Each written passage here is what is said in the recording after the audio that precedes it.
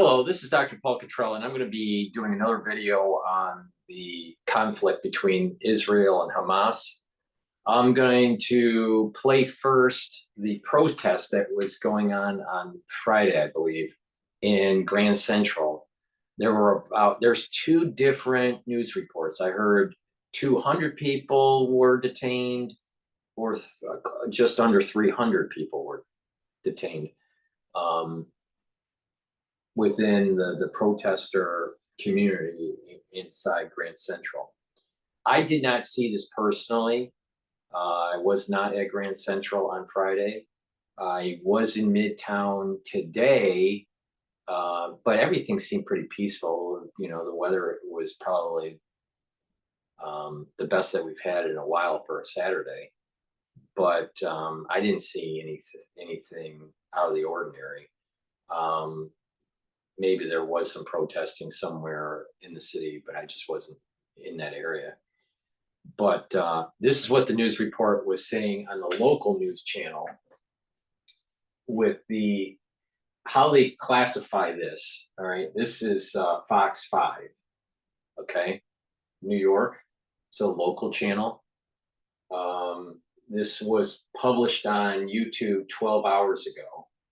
And the way they title it is Peace Activist Rally at Grand Central. Now, I've seen the video.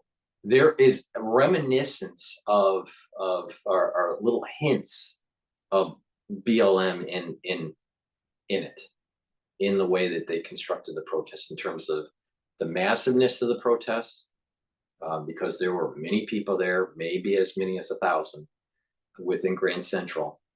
In the main room, because Grand Central is pretty big, but you know, in the main room there, the main hall, and they had the black shirts and they had different slogans, but it's reminiscent of BLM. And most of the people there that were being interviewed were young, not experienced. And, you know, you can see the liberalness in the society. Remember what I said, we are all being tested. And that test is showing the division between conservatism and liberal, and this kind of like ultra liberal mentality, this ideology. And ultra liberal ideology is detrimental to the family unit, detrimental to society in general, detrimental to the productivity of the society. Every society that went down this kind of ultra liberal route ended up declining. Every society in history. So to keep that in mind, in addition, they say, well, you know, the Israelis, because this is the bombardment started, the first phase of the movement into northern Gaza through troop movement is starting. All right, so and they're softening the targets with all their bombardments, and then there's going to be a massive invasion that's going to be taking place. So they're kind of finishing up that first phase of it, and then they're going to move in.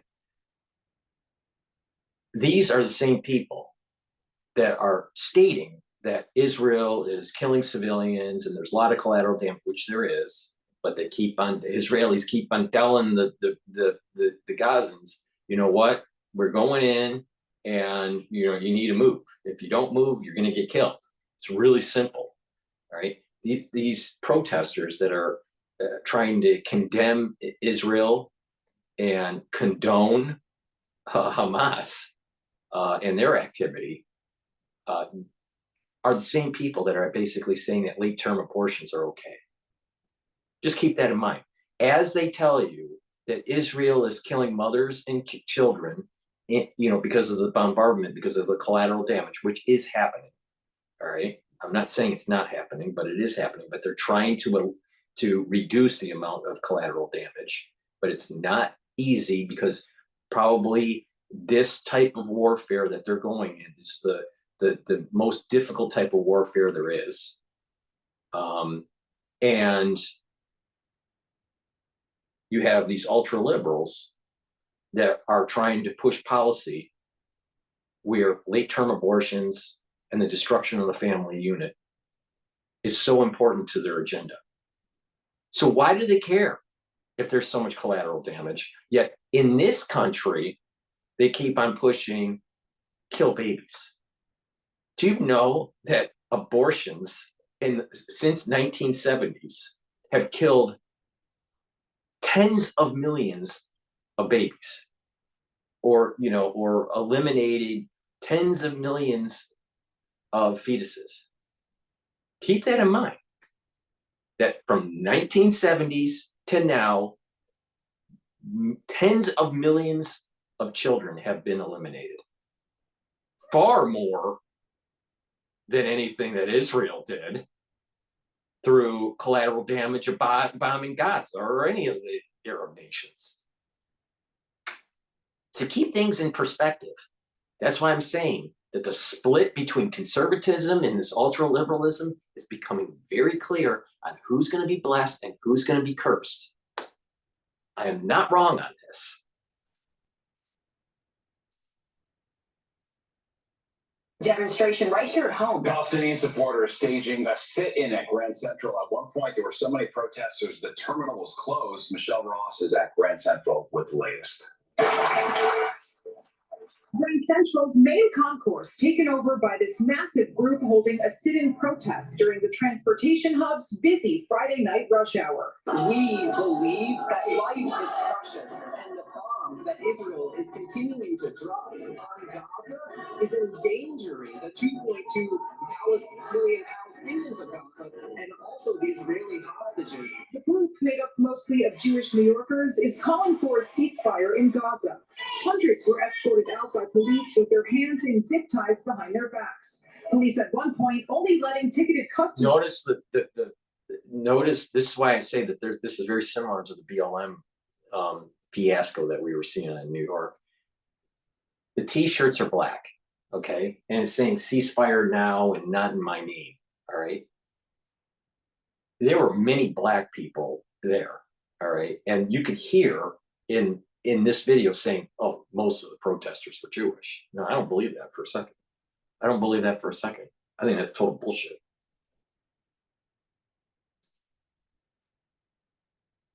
Inside, but then eventually closing down Grand Central. The police were not allowing anyone back in. I mean, obviously, when we were leaving, they're like, you need to get out. You need to get out. This sit-in came hours after Israel Defense Forces announced its plan to expand ground operations in Gaza. I'm standing here in solidarity with Palestinians, and I'm standing with Jews, with queer people, with trans people, with everyone who has ever experienced being pushed. All right. She has African descent, all right? And, she has a nose ring, all right? And people, some people, say that nose rings are okay. Actually, in the Bible, nose rings are a sign that you're a slave, right? But with that said, this is that typical liberal that I'm telling you about. That we're for life, and we're for trans people and all that, and women's health, reproductive rights, and all this stuff. This is the same group that pushed an agenda that killed tens of millions of children. I believe the number is close to 60 million aborted children since 1970s in the United States. That's my understanding of the number, but it's tens of millions, all right? Tens of millions of people died in Gaza since the 1970s? No, I don't think so. It is disrupting their entire lives. It is ending lives before they even begin. Does this person look like she's Jewish? Really? So they interviewed a black girl that basically is signed as a slave because she has a nose ring, and a hijab individual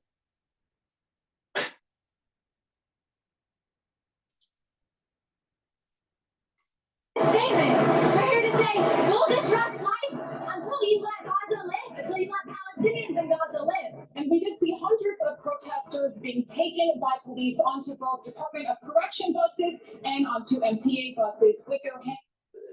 Miss Headjob had an important statement here that we should repeat, you know, and let me replay her completely. Pushed aside. It is disrupting their entire lives. It is ending lives before they even begin. And we're here to make a statement. We're here to say, we'll disrupt life until you let Gaza live, until you let Palestinians in Gaza live. And we did see hundreds of protesters being taken. Why didn't the Gazans stop the tunnel building in the last 15 years? Why did they allow Hamas to take control of their government? Why didn't they have their own civil war to be able to have better self-governance? Why don't they overthrow the corruption that's going on with the Palestinian government? And disrupting New Yorkers' lives by doing sit-ins in Grand Central isn't going to solve the problem. They're going to disrupt your life. This is the exact same crowd that's pushing the ESG. I saw the same thing at the Harvard-Yale football game in 2019 in November.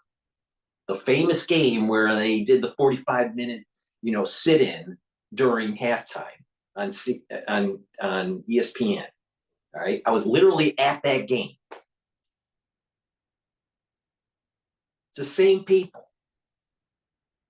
Doing sit-ins ain't going to solve the problem. But these are the same people that are pushing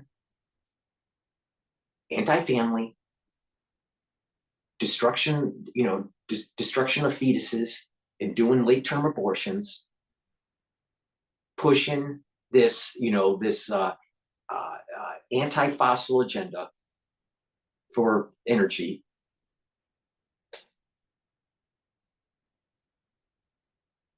This is the point I'm making. This event is divine. There's so many people at fault here, even the Jews and even the Israelis. All right. Everyone's at fault. All right. But through this event, there's going to be a splitting of people, so it is clear who gets the blessing and who gets the curse. What is happening is biblical. What is happening is it is very metaphysical. There's a high religious component. It's really easy to just side on, I just want peace. But the thing is that all these events that have been taking place in the last 3,000 years are moving toward a time where there is real peace and real understanding and real knowledge. We think we are so knowledgeable in our sciences now. We are in our infancy compared to what will happen during the Messianic time.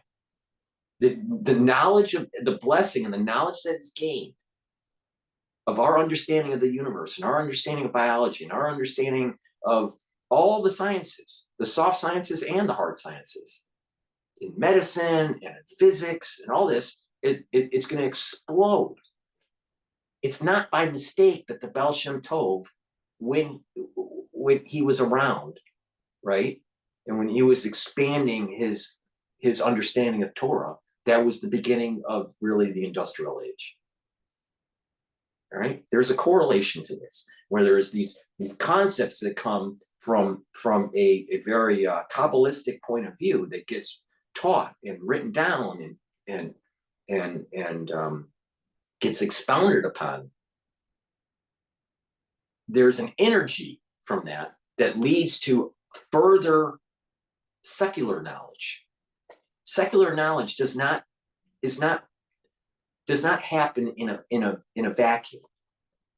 It happens because of the ability of a blessing that comes. And this is the whole idea of this plane and the upper plane, and they communicate.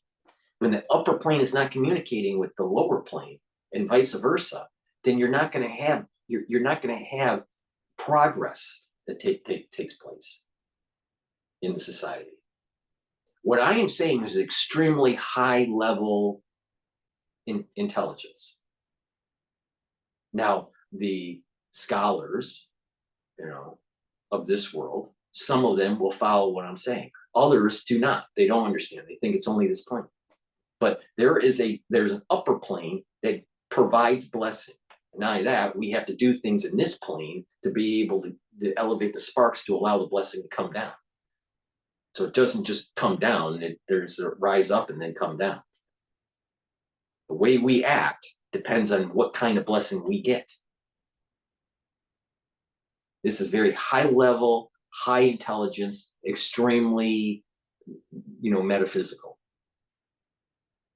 But it's not by mistake that we have all this advanced technology that in relative terms, we're in our infancy of it, but all this advanced technology when the Kabbalistic teachings were started to be expounded upon during the 1600s.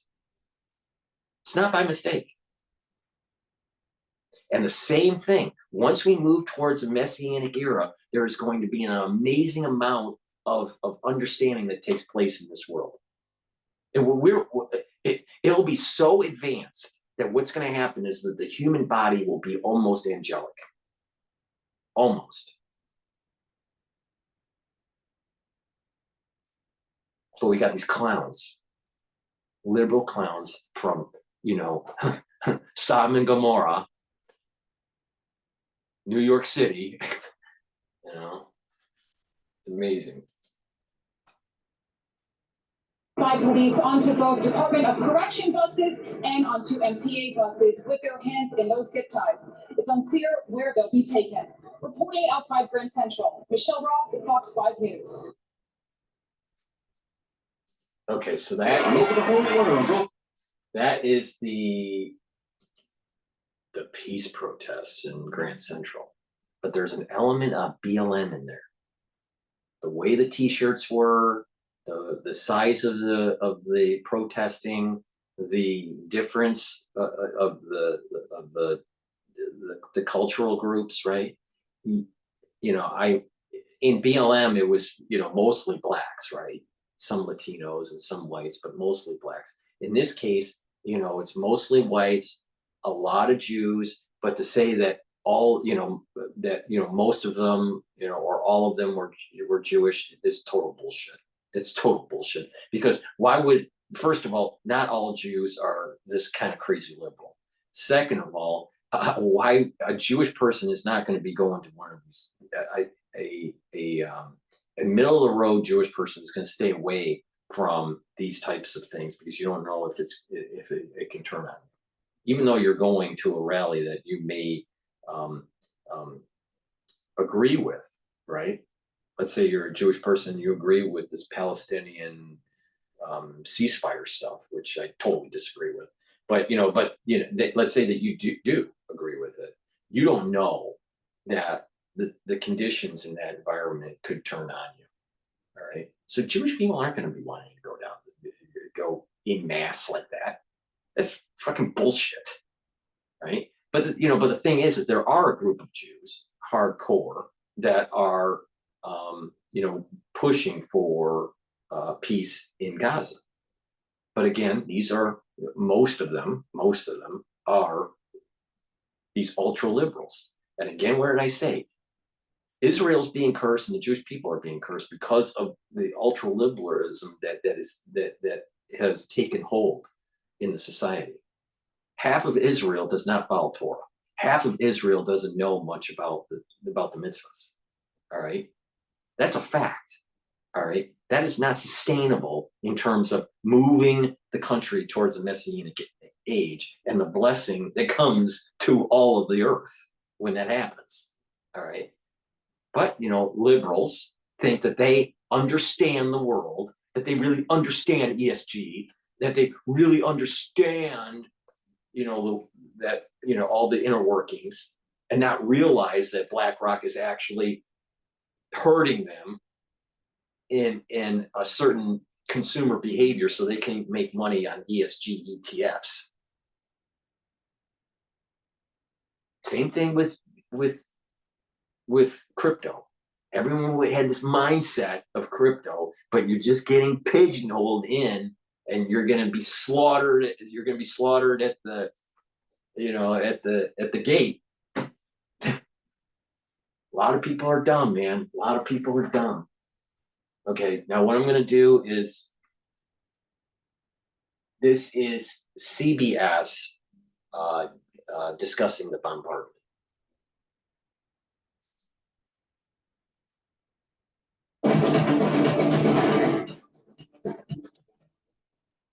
Now, with Israel expanding its ground operations in Gaza, the Israeli military has begun sending heavily armored vehicles into Palestinian territory 3 weeks after Hamas launched its initial attack on Israeli civilians.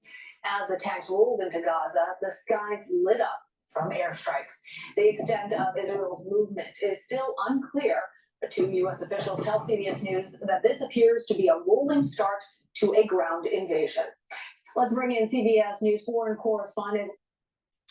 We have a distant relative that is in the IDF. I've never met him.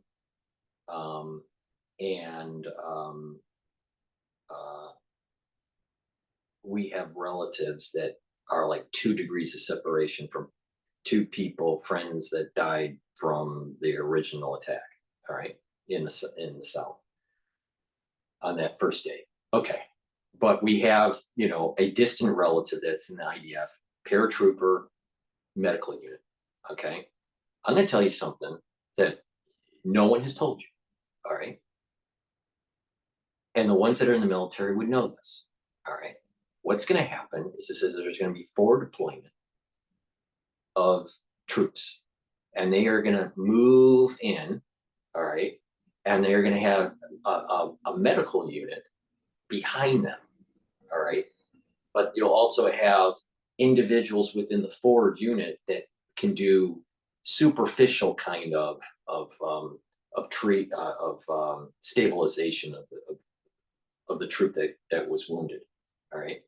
But what happens is the forward movement. So they're bombarding, soften the targets, and they're moving in. They're going to move in tanks, and they're going to move in troops. All right. Infantry. And they're going to inch by inch move forward, okay, and clean stuff out, find tunnels, destroy, move forward, all right? And then there's going to be other forward bombardment, and this is going to move on, all right? Once a sector behind them is controlled or secured, there's going to be like a triage unit that's behind them, all right?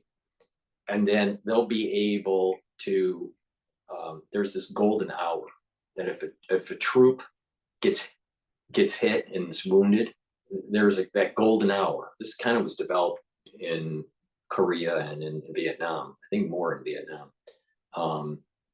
What's interesting is a lot of heart surgery.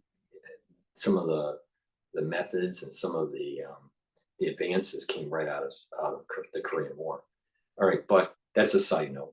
But this golden hour, all right, is really important. So you have forward deployment of troops that have minimal knowledge of how to, stabilize the patient. All right. Then you have the medical unit behind them that's in a secured environment, but is forward deployed, but just behind, but in a secured environment. All right. They'll be able to better stabilize the patient and then triage, and then be able to move to hospitals that are in the hospital units, the MASH units that are in Israel. The MASH units are not going to be in Gaza, but there's going to be like these 3 layers. You haven't heard this from anybody. So, here's a classic example where once again, you go to Dr. Paul Cottrell and you get the inside information of what the fuck is really going on in the world. All right. And it's amazing how stupid everyone is on YouTube. All right. So you got this forward unit with that forward bombardment that's taking place with missiles and tanks. All right. They're moving in slowly to clear the field. And then once a sector is secured, then you have this like a medical unit, but it's not a MASH unit. It's a medical forward deployment unit, all right, in a secured sector, just behind the more forward advanced units. All right, they'll triage, get everything set, and then they'll move in. They'll for that golden hour, and they'll make sure that troop is is shipped over to the MASH unit that's on the Israeli side. All right, that's what's going on. All right, and they got to start cleaning this shit out and making sure it's all secure, so they can have these safe sectors in northern Gaza. All right, well, another classic example of going to Dr. Paul Cottrell to get a unique insight on how things are really happening. Instead, you hear a bunch of people saying, "Oh, don't bomb the Gazans. Oh, let's have peace in the world." You know, it's the same mentality when it came to the crisis that we just went through. All right, it was so easy to say, "Don't take this." You know, and people built huge channels on being an anti-whatever, and now we're seeing people being an anti-war or anti-Israel or whatever. You know, it's bullshit. It's bullshit. People take always the easy route and not the hard route, which is like this big debate between the good and the bad, trying to find the center ground, right? But there's this movement of society towards a messianic era. And all the major religions say this. You really think that a liberal that's going to tell you peace in the Middle East is the best way forward? Meanwhile, 3 months before or 3 months later, she's having an abortion? I mean, come on. All right. With that said. Asensio in southern Israel. Rami, tell us what you are seeing there near the Gaza border. Lana, hi there. Yes, the intensity of Israel's strikes is absolutely increasing over the course of today. We were here yesterday, and the intensity of the artillery, the warplanes that we heard overhead, and the number of drones overhead has gone up. Now, if you look behind me right here, the Gaza Strip is less than a mile behind us, but you can't see any lights there. That's because, as you mentioned, the entire strip is still in a blackout. That's for electricity, but also for most communications. You might be able to make out a little red dot back there. That is a flare that went up several minutes ago, hanging in the sky, trying to light up potential targets for Israel's defense forces. But aside from that, there should be at least dots of light from houses, buildings here and there. A normal scene you might expect from any town on the border. But it is also so much more what you hear. When we were here earlier, you could hear almost every few minutes the boom of artillery. You could feel. This is the softening of the targets before the move of the tanks and the infantry, and then securing the sector, and then being able to do the triage before the MASH unit. And then they're also trying to destroy the tunnels and then, create enough debris field and enough clearance to be able to move the troops more easily. The best thing to do to really root out Hamas and to really do this right is to level all of Gaza. Of course, the international community wouldn't want that, because the international community, if you do what the international community wants and what the crazy liberals want, it's just going to kick the can down the road, and it's going to get even worse. The boom through your feet and in your chest resonate here. But aside from that, it's also what we're not seeing. Over the past few weeks, we saw images of tanks gathering in columns around here. We're on the outskirts of the town of Sderot. Now, driving in over these past few days, we haven't seen any tanks whatsoever. We now, of course, have seen those tanks inside Gaza. In addition, this town here, Sderot, is pretty much a ghost town, a peacetime population of about 30,000 people, but now there's almost no one around except military and a few journalists. And you are among them, Rami. We appreciate that and the danger that you're in. We still don't know, though, how expansive this operation could get. How is the military, the IDF, describing this move? Sure. Well, Israel's military, as well as Israel's government, are really putting this through the lens of a fight for Israel's sheer survival and a fight for peace here for all Israelis. Now, that might be ironic to some by saying that, well, if they're waging this start to a rolling ground invasion, how can they call it that they're working for peace? But that is what they're saying. And now, today, they say they're moving on to the next phase of the war. The implication here, you just probably heard another boom from artillery going in. The next phase of the war, the implication here is that it will be an increase even further of intensity. The Army Chief of Staff confirms IDF forces are still on the ground in Gaza. They've already killed hundreds of Hamas fighters, including commanders. Earlier, we already learned that the IDF is... For the ones that remember Desert Shield going right into Desert Storm, right in 91, this is very reminiscent. This is kind of like, with all the stealth and, stealth was the big one, the big paradigm shift in 91. And no one really knew other than, ones that were really in the know in the military about the stealth technology, but the precision technology that was, coming out, from the investments that were made during the Reagan administration.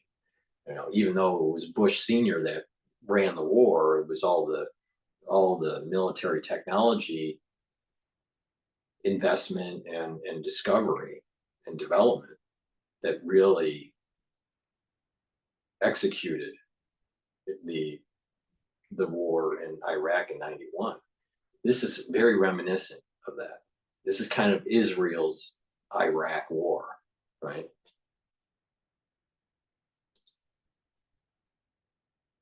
The Hamas head of the Navy, as well as the Hamas head of the Air Force. But mostly the objectives of this war require a ground operation. That's what the Army Chief of Staff is stressing. In effect, mentally preparing Israel and mentally preparing the world, really, for the longer haul. And Remy, we have to ask what this means for civilians and in particular American citizens living in Gaza. Yeah, I'm going to tell you right now, some of them are going to die. Some of the hostages are going to die. The reality of the situation is that there is a cancer within the Middle Eastern region. It's not just in Gaza. That needs to be completely rooted out, or there's going to be more unrest. Think about all the immigrants that moved into Europe that aren't really in the mindset of really becoming a true citizen of, let's say, Germany, or a true citizen of the UK, or a true citizen of France, and still have this mentality of Islamic jihad, right? This mentality of a Islamic caliphate. It's going to metastasize. This thing is just going to, and as the hate of Israel increases, the chances of it becoming a more kinetic event in Europe will increase, and even in the United States. This is what I'm saying. You're either going to be judged, you're on the right side or you're on the wrong side. It's conservatism versus ultraliberalism. It's very clear. From what we understand, Lana, inside Gaza, we are not there, we cannot get in. From what we're seeing from the few reports that are coming out, chaos is the word. Total chaos, absolute chaos. The life of more than 2 million Palestinians, citizens, most of them have been turned upside down. It's being described as a new tragic kind of hell on earth. The pain and the suffering that we've been seeing over the past 3 weeks will likely only get worse. That is, unless, and right now that might be a big if, more aid is needed that is allowed into the country, and that people trying to flee the Gaza Strip will be able to be allowed out. But right now there's no sign that that's going to happen. One note, though, is that Israel did say that as this rolling ground operations continue, that they will increase the amount of aid, but there are no details to that, how much aid is needed, or whether they would be allowing people to leave the Gaza Strip. But more than 7,700 people we know today, according to the Ministry of Health, have died. We don't know in the past 24 hours how many people have died in the Gaza Strip because of Israel's assaults. But of course, without a doubt, that number will rise. And even as you're saying that, Remy, we see those explosions behind you. Remy Inocencio, thank you. Internet and phone services were cut off to the more than 2 million Palestinians remaining in the Gaza Strip yesterday as Israel's attacks intensify there. Hundreds of Israeli forces are reportedly amassed along the Gaza border amid continuing airstrikes on the territory. It's not clear how many casualties the new airstrikes caused due to that information blackout. I don't know if you can see this, but in the previous picture, right here,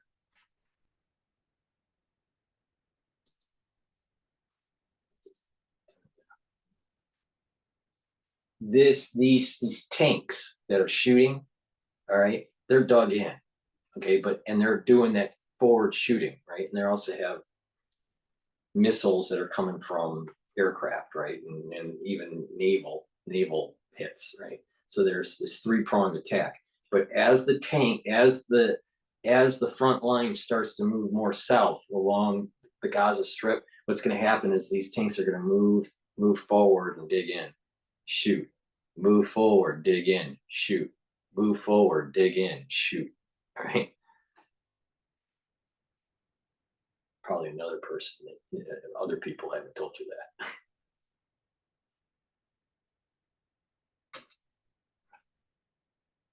Gaza border amid continuing airstrikes on the territory. It's not clear how many casualties the new airstrikes caused due to that information blackout, which has also cut off aid right now to the region. CBS News foreign correspondent Deborah Patta joins us now. She is in Jerusalem. Deborah, what are you hearing out of Gaza today? Everything that we are hearing, Lana, is bad news. It is a dire situation there. We've already seen over the past 3 weeks since that October descent attack the devastating costs for civilians living there, for children, for parents. Just imagine if you had a crazy liberal in the ER, or in the let's say you had a crazy liberal that's just watching a patient that has to have some major surgery because of a major, let's say, car accident or whatever. All right. And you're rolling them into the OR, and the crazy liberal, is watching. All right. And they're part of CNN. All right. And they look at all the tissue damage that you have to inflict to be able to fix the patient. And so what happens is that they go, oh my God, look at all the damage that the surgeon's doing to the patient to try to save their life. What carnage, what destruction that the surgeon is doing. This is the same thing. They are surgically trying to remove something that is extremely deadly. Hamas, Islamic Jihad, all right? And yes, there's going to be a lot of carnage and damage to be able to root this out. There's no difference between how she is projecting herself in describing this and some crazy fucking liberal in the OR watching a surgery take place.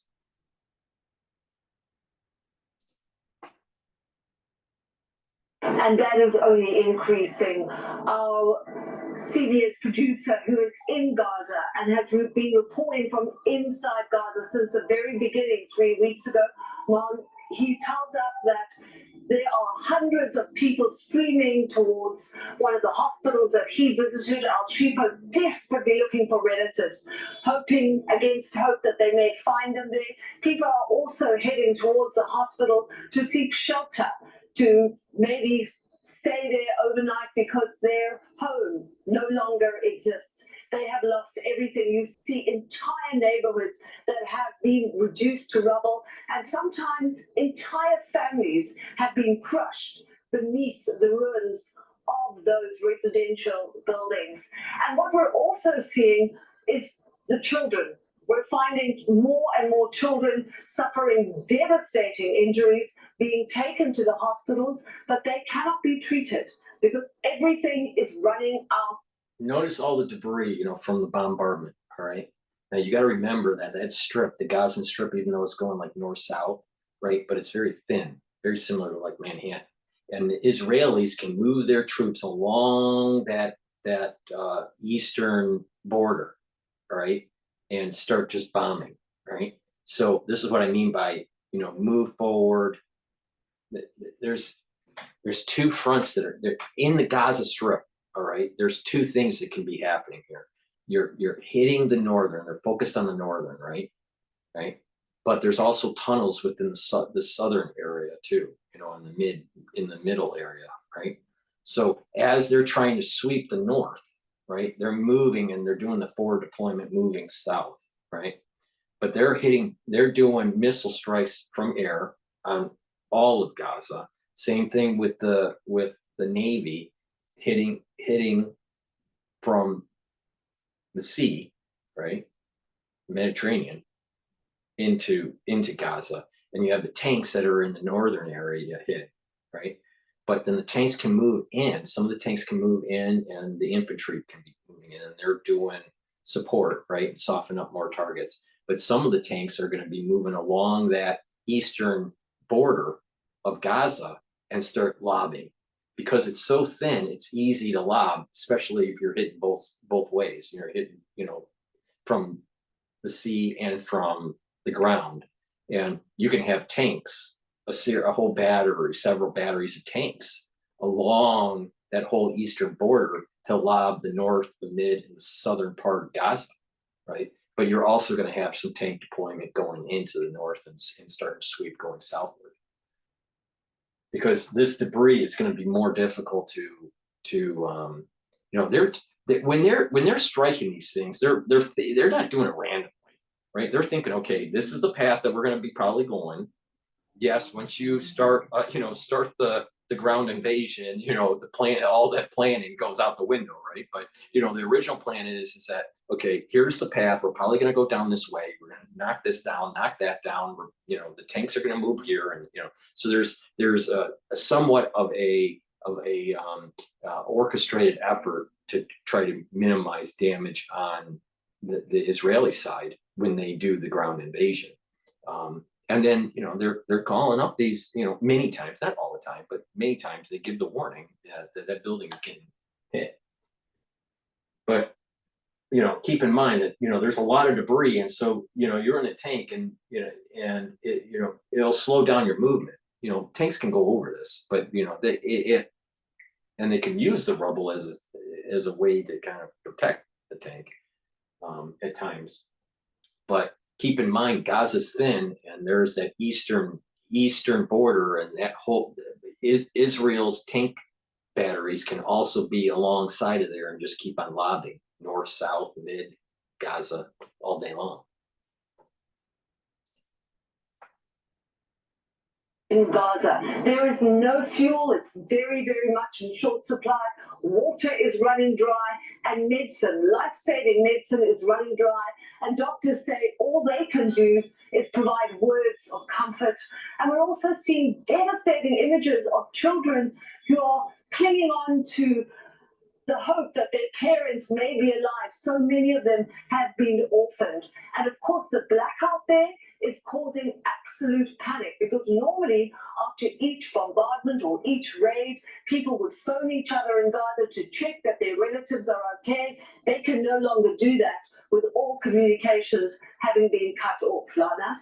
Deborah, I am still haunted by that father that you brought us and his 2-month-old baby that died previously, and now with communications cut off, no internet, no phone service, we don't even know the status of those types of stories.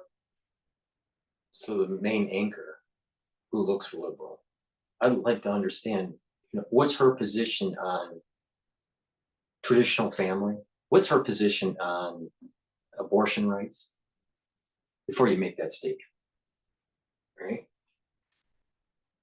If you care about children so much, if you care about the family unit so much, where do you stand on that? I'm wondering what all of this means then for the possibility of those hostages that are there and those negotiations, because we did see that there were at least some reports today that Hamas was saying that they were open to the possibility of an exchange. Can you tell us anything about what this next phase, as the IDF is calling it, means for those negotiations? I think it's a very agonizing time for the families and the loved ones of those hostages. Hamas claims that already around 50 hostages have been killed in Israeli strikes. Now, we cannot independently verify that information, but we do know that the hostages are putting increased pressure on the government to do more. There are some who have even said they were not consulted about these raids and that now they're worried that. If I was the president of Israel, which I'm not, but if I was, what I would have said is that to the families, personally, and then to the public at large on an address to the country, I would say, assume that they're not coming home, and that they may never be found. And that this is not going to deter the country on moving forward, for its survival. The hostages were taken for this very reason, because they knew Israel was going to kick fucking ass. So, and then most of the hostages are, one, liberal, one, they should not have been, at those dance parties during the holiday. And, they kind of did it in many cases, not all, but in many cases, they did it to themselves. Now, that sounds cold, that sounds callous, but the reality of the situation is that we're in a situation we're seeing what ultra-liberalism can do, and the damage and the negative externalities that ultra-liberalism can propagate in the society. Yes, these hostages, there needs to be negotiation to try to save them, but as this advances, right, the chances of them coming back alive is diminishing by the day. And that should not deter the need to destroy the cancer that's within the Middle Eastern region. That's Hamas, that's Hezbollah, and that's Iran. And, some of these tertiary organizations like Islamic Jihad, right? But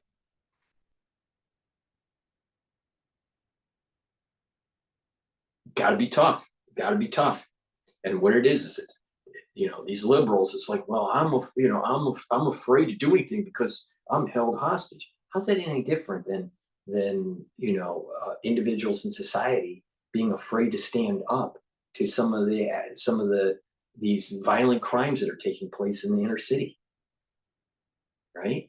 You can't be fearful. You got to move forward. And I'll tell you, that region, that more than any other region in the world, understands nothing but force.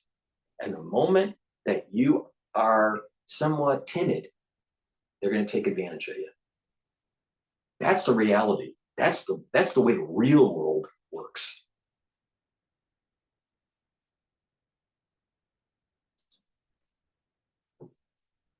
Families may not come home alive. The Israel Defense Forces said they are going to destroy Hamas and also bring hostages home. And the families of many of those hostages seem to think that these are counter-opposed, that they work against each other, that the more the strikes increase, the greater the chances of something happening to their loved ones. Those negotiations do continue, but obviously it's a very difficult time with that blackout. The United Nations has said that they can't even reach their teams on the ground. There is no aid that is getting in right now, and they simply do not know what the current state is. So those negotiations may continue, but actually finding out more information and trying to assume that something is going to happen while this heavy bombardment is taking place is a very, very difficult one for those families who are just spending hours and hours of agonizing waiting to get some kind of news. As we know, so far, only 4 of the 229 hostages that remain there now have actually been released. All right, Deborah, thank you.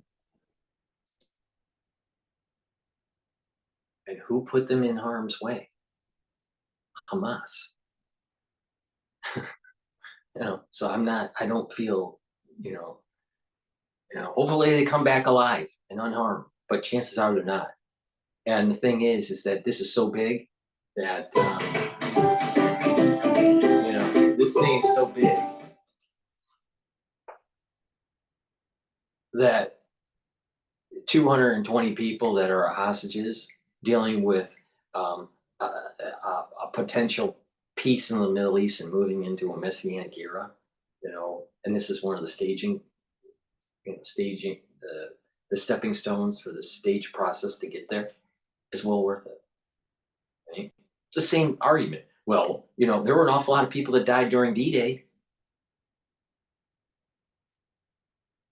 But if they didn't make that sacrifice, we wouldn't have been able to have the profound peace that the United States has been able to benefit from.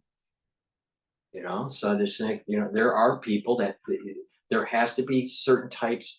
There has to be times where you take risks, and sometimes those risks are such that people don't come home alive. Right. So with that said, this is going to increase. The bombardments are going to will increase and get more violent, and there's going to be this ground invasion. Keep in mind about the MASH units that I told you about, and the forward medical units that are attached to the forward units, to help with the golden hour for these individuals that do take on casualties. Keep in mind the way the tank strategy will be for the movement into Gaza and around Gaza. And keep in mind that during the protests around the world, look at what types of people are doing it. And not only that, what did they say even pre-Israeli Hamas war, right? This contemporary war that is happening. What were the things that they were saying? What is their ideology? What do they really back? And I'll bet what you'll find, the far majority, like 98% of them, are anti-family, right? Traditional family. They're anti-traditional family. They're pro-abortion, right? And they're a lot of them, especially in the United States, are for reparations, and a lot of them are this idea of white people are bad, right? Mentality. Especially males. Males are bad. White people are bad. Right? That's the kind of mentality that these protesters have pre-Israeli Hamas conflict. So if there wasn't a Hamas conflict, they would be protesting on how they want to tax you in the United States for reparations. Right? These are the same types of people. Right? It's crazy. Right? And the same people that want to increase the cost of your goods because they want to push ESG. Right? So with that said, please subscribe to all my channels. I have 3 channels on YouTube. I have 3 other channels. One is Rumble. The others are Bitchute and Patreon, and Brighteon. Please subscribe to all of them. If you would like to support my work, especially if you are international and you can't purchase the products on my store, please donate on my website, the-studio-reykjavik.com. The link is in the description. You can donate on the homepage at the very bottom. You can donate through Stripe or PayPal. You can also donate through Buy Me a Coffee. The link is in the description of this video. And you can be a paid subscriber to my Patreon account. That way, it supports my news coverage, and it's a great way, to get the content that I provide. I provide a unvarnished, raw interpretation of things, especially the previous crisis that we went through, and the crisis that we're going through now, and some unique things, and I cover the gambit of different topics. For the ones that would like to purchase products from my store, it's the-studio-reykjavik.com. Link is in the description. You can purchase products like this toothpaste. It is a structural nano silver toothpaste. It whitens your teeth, freshens your breath, neutralizes pathogens, reduces gum inflammation, reduces cardiovascular disease and valvular disease. This is going to be the best toothpaste that you can purchase. Way better than Alex Jones. So instead of supporting Alex Jones, you might as well support Dr. Paul Cottrell, because this toothpaste is the best toothpaste that you're going to be able to get. And you don't want to be a crazy liberal that you've been seeing on the news spouting off a bunch of bullshit. The best thing you can do is make sure that you have good oral hygiene. And the way you do that is buying my product. It's a toothpaste that has no fluoride in it. It's a structural nano silver toothpaste. It is the best toothpaste yet you can get. So go to the store, the-studio-reykjavik.com, and get that toothpaste so you aren't a crazy liberal. Another thing that to stop being crazy liberal, you need to purchase my structural nano silver gel. What does this do? It will improve your skin. If you apply it on your skin every night, what you're going to start seeing is that your skin will get clearer, and because it's neutralizing pathogens, getting rid of the bacteria. But not just that, it's going to tighten your skin, especially on your face, if you apply it every night. All right. You can also use it as a way to neutralize pathogens on your hand instead of using Perel, because Perel is a alcohol-based compound, and it evaporates and it cracks your skin. Structural nano silver is not alcohol-based, and it will heal your skin, not crack your skin. So this silver gel, use it, put it on your hands, put it around your mouth, around your nose, and lightly coat your nostrils, around your ears, and lightly coat your ear canal. And you're going to reduce the chances of contracting something during the cold season and through the crisis that we just went through. Another structural nano silver product that I have is lozenges. I have green apple and sweet menthol. Get these lozenges. What's going to happen is obviously, because it's a lozenge, you're having that sore throat, you're going to be able to, soothe that sore throat because it's structural nano silver. It's going to neutralize the pathogen.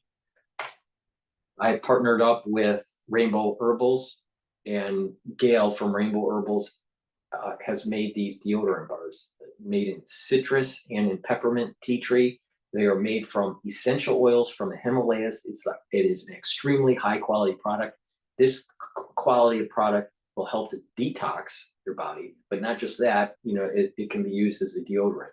We also have developed a bar called the Even Better Bar, and that bar can help with eczema, muscle pain, bug bite, itch, help heal cuts and scrapes, minor burns. They'll speed the healing process. And not only that, if you apply the Even Better Bar on your skin, because of the essential oils that it has, what will happen is you'll start to notice that your skin is becoming much softer. Another skincare product that I offer.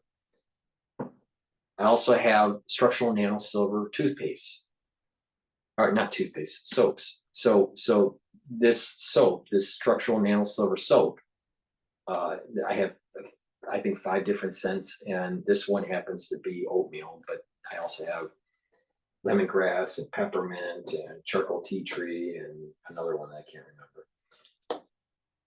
Multiple vitamins are really important as cofactors for metabolic processes. This is an excellent multivitamin, and this should be added to your protocol. What is the protocol?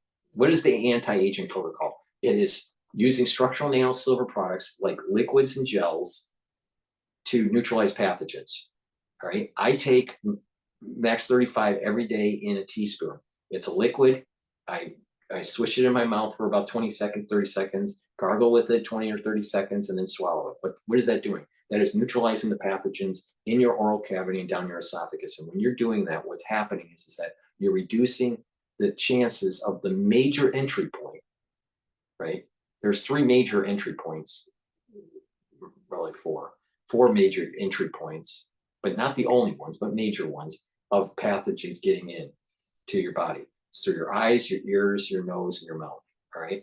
So if you're taking the gel and you're lightly coating your ears and your nose and your mouth and around your eyes, lightly coated, then you're reducing the chances of getting it. And then when you're taking products like the liquid structural nanosilver, then you're neutralizing that whole upper oral cavity and down your esophagus, and that will help to also keep that barrier healthy. You have a mucosal barrier, and embedded in that mucosal barrier is immune globulin A, and that will help to neutralize the pathogens. So, take my advice, neutralize pathogens, and that's a major part of the protocol. Another part of the protocol is strong antioxidants like resveratrol and C60. C60 is a very strong antioxidant. All right. I take a teaspoon of it a day. All right. I have it in avocado and in coconut oil. But C60, what that does is it absorbs all those, because it's a buckyball and it can absorb many reactive oxygen species compared to vitamin C, which can only absorb one. So it is potent. And when you take it every day, you're going to start to see that you have less cellular stress, and you're going to notice a slowing down of the aging process. Another pillar of the protocol is reduce inflammation. We have two types of inflammation. We have pro-inflammatory cytokines and anti-inflammatory cytokines. And the problem as we age is that our pro-inflammatory cytokines start to go up. All right, because we're sick all the time, or we have these chronic problems, joint pain, or muscle aches, or they're just these chronic inflammatory things that are happening. You want to bring that down. How do you bring it down? You take the turmeric and you take ashwagandha. All right, and that's another pillar. Now you add stuff to that. You can add multivitamins and the B complex. B complex is really important for the electron transport chain in your mitochondria. Also C60. If you take it on a regular basis, you're going to start noticing that your energy levels are higher, because your mitochondrial health will increase, because your mitochondria creates ATP. Another thing that people will need to do is start thinking about how to improve your hormonal health and improve your immune system. Well, this powder, this lignans, right, is a great way to do this. Take this, in something, in like a liquid, like water, right? You're gonna mix it in water, but I mix it in hummus, so it's easier to, people put it in a smoothie, right? There's a little scooper in here, so 1 scooper a day. And I also mix it with my probiotic, my powdered probiotic that's on my store. I mix it in my hummus. Some people put it in a smoothie, and that way, I take it in the afternoon, and I'm taking the probiotic and the lignans, right, and the hummus, together. This is the Max 35 that I was mentioning, where you take this every day, a teaspoon, and it neutralizes pathogens. If you are starting to get sick, take a tablespoon of it a day. If you're really getting sick, take 2 tablespoons a day. All right. But this is a great way to reduce the chances of you getting sick, and you bring down that inflammation, you bring down that reactive oxygen species, you boost up your ATP, and you start to age slower. It's really simple. And I got a bunch of other stuff like collagen that helps with, rebuilding your joints and helping with the skin care. I have Good Night formula, which has tryptophan and melatonin in it, which will help you get into REM cycle sleep. That will help to also solidify memory, because if you're short on sleep, you're not going to be you won't have the recall that you need. I have Clarity Factor, which is a great way to get rid of the brain fog. So, those 2 products, the Good Night formula and the Clarity Factor, are great for increasing mental acuity and getting that restful sleep. Proper diet, proper exercise, proper sleep, proper mental challenging, like reading, writing, and talking to people in the real world, right? And staying away from crazy liberals. And proper supplementation will be able to give you the tools for your body to heal and for it to start slowing down its aging process. Take my advice. I've been doing this ever since I was 16 years old. And I've been tweaking this, I've been strong on the antioxidant stuff all the way since I was 16 years old. And there's many things that have improved since then. And, I've added to this protocol that I've been following. So please go to the store, the-studio-reykjavik.com, and get the products that you need to slow down your aging, to improve your health and boost up your immune system. Again, the best toothpaste that you can buy is not from Alex Jones, it's from Dr. Paul Cottrell. This toothpaste is the best toothpaste you can get, all right? And I have a feeling that if you take this toothpaste, you won't be a crazy liberal. Please share and like these videos that I do, and please subscribe to all my channels, all 6 channels, the 3 YouTube channels, the Brighteon, the Bitchute, the Rumble channels. And please, if you could donate to help cover the cost of the news coverage. So thank you for listening, and have a nice day. And oh, by the way, actually, when you see these protests that are going on, think about it. Step away and ask if this Palestinian-Israeli conflict was not happening in the news, and Israel was fighting Hamas. Let's say that was not happening. What would these liberals be protesting about? And what they would be protesting about would be discoherent with what they're saying about this actual crisis, AKA they're worried about babies being blown up by bombs, but yet they want a doctor to literally take a scalpel and cut pieces of a child into bits and pull it out of the vaginal canal. All right? That's what we're dealing with here. That's the rawness of this. Same people. People are saying Israel are killing babies, but these same people that are saying that want doctors to cut babies into pieces and pull them out one by one. And the doctor has to count how many pieces. All right?